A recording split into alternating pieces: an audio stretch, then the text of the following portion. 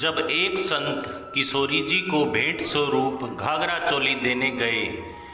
इस कहानी के माध्यम से सुने राधा रानी और लड्डू गोपाल की कहानी। एक संत बरसाना में रहते थे। हर दिन वह सुबह उठकर यमुना जी में स्नान करके किशोरी जी के दर्शन करने जाया करते थे।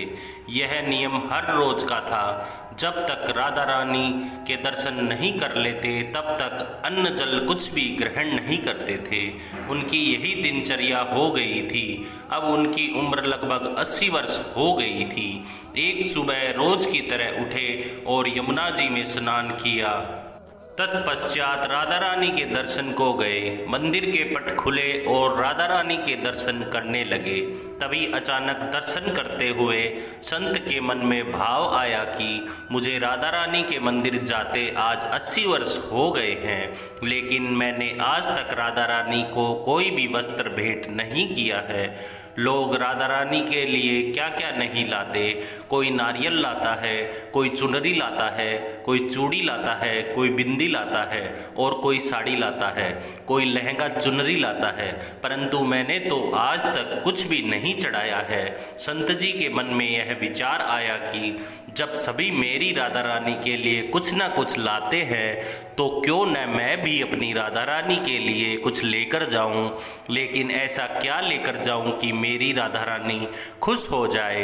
यही सोचते सोचते संत अपनी कुटिया में आ पहुँचे, परंतु उनके मन में वही चल रहा था कि मैं क्या दूं। वह सारी रात सोचते रहे। सोचते सोचते सुबह हो गई। सुबह उठकर स्नान किया और उस दिन उन्होंने अपनी कुटिया में ही राधा रानी के दर्शन तथा पूजन कर लिया।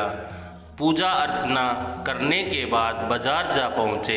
वहाँ जाकर उन्होंने सबसे सुंदर वाला लहंगा चुनरी का कपड़ा लिया और अपनी कुटिया में आ गए और उसे खुद सिलने का सोचकर अपने ही हाथों से लहंगा चुनरी को सिलने लगे।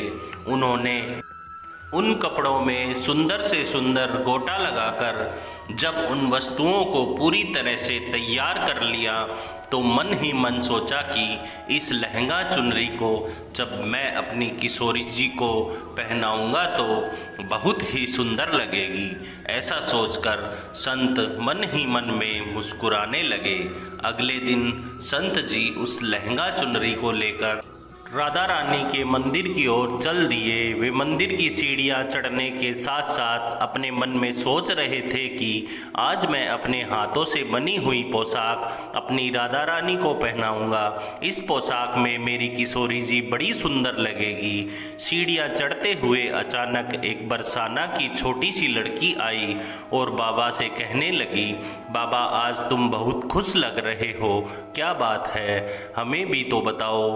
तो बाबा बोले, लाली आज मैं इसलिए बहुत खुश हूँ क्योंकि आज मैंने अपने हाथों से राधा रानी के लिए लहंगा चुनरी बनाई है। इन वस्त्रों को मैं राधा रानी को पहनाऊंगा और इन्हें पहनकर मेरी राधा रानी बहुत अच्छी दिखेगी। तब छोटी सी लड़की ने कहा, बाबा मुझे भी तो दिखाओ, आपने कैसी लहंगा चुनरी बनाई है। तब बाबा ने उसे अपने वस्त्र खोलकर दिखाए। उन वस्त्रों को देखकर वह लड़की बोली, अरे बाबा राधा रानी के पास तो बहुत सारी पोशाक है, तो आप यह पोशाक मुझे दे दो। तब वह संत बोले, बेटी मैं तुमको बाजार से दूसरी पोशाक दिलवा दूंगा। यह तो मैं अपने हाथों से बनाकर राधा रानी के लिए लाया हूँ। वह छोटी सी बालिका फिर से बोली, बाबा ये मुझे दे दो ना, मुझे तो यही पोशाक चाहिए। उधर संत भी जिद करने लगे कि मैं दूसरी दिलवाऊंगा, यह नहीं दूंगा। लेकिन वह बच्ची भी इतनी आतुर हो गई कि वह संत के हाथ से पोशाक छीनकर भाग गई। अब तो बाबा को बहुत दुख हुआ।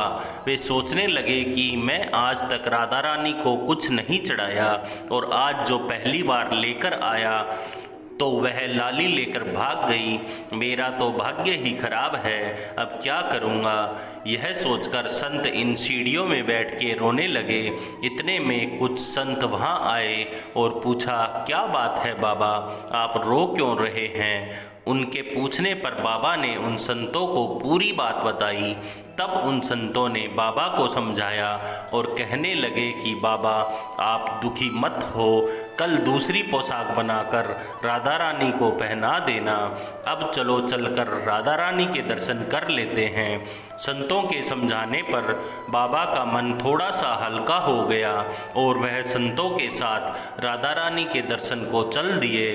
रोना तो बंद हो गया था, लेकिन मन स्थिति अच्छी नहीं थी, क्योंकि उनकी मनोकामना पूरी नहीं हुई थी।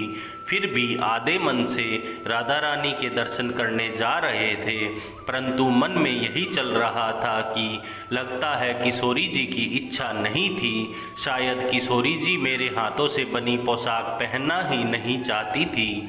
यही सब सोचकर संत जी बड़े दुखी हो रहे थे। इसी उधेड़बुन में वह मंदिर आ पहुँचे। मंदिर जाकर राधा रानी के पट खुलने का इंतजार करने लगे। थोड़े ही समय बाद मंदिर के पट खुले तो संतों ने कहा, बाबा देखो तो आज हमारी राधा रानी बहुत ही सुंदर लग रही है। उनका मन तो पहले से ही बहुत दुखी था, परंतु संतों की बात सुनकर जैसे ही बाबा ने अपना सिर उठाकर देखा तो जो स्वरूप देखा वह दंग रह गए। उन्होंने देखा कि जो लहंगा चुनरी बाबा ने अपने हाथों से बनाई थी वही आज राधा रानी ने पहनी थी। यह देखकर बाबा बहुत ही खुश हो गए।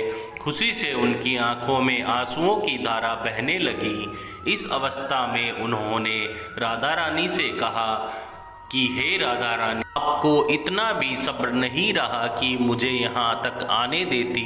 आप उससे पहले ही मेरे हाथों से ये वस्त्र छीन के भाग गईं। ऐसा क्यों? तब सर्वेश्वरी श्री राधा रानी ने कहा कि बाबा, आपके भाव को देखकर मुझे रहा नहीं गया, और यह आपकी लाई हुई पोशाक केवल पोशाक नहीं है, इसमें आपका प्रेम है, और जो भी प्रेम से मेरी तरफ एक कदम भी आता है उसमें मैं खुद जाकर मिल लेती हूँ। इसलिए तो मैं खुद ही आकर आपसे लहंगा चुनरी छीन कर भाग गई थी। तभी तो कहा गया है कि भगवान को केवल भक्ति का प्रेम ही वश में कर सकता है। दोस्तों, मेरी ये कथा कहानी किस्से आपको कैसे लगते हैं कृपया कमेंट करके बताएं, और हमारे चैनल को लाइक करें, शेयर करें और सब्सक्राइब करें। इससे हमें मोटिवेशन मिलता है। आपको बहुत बहुत धन्यवाद।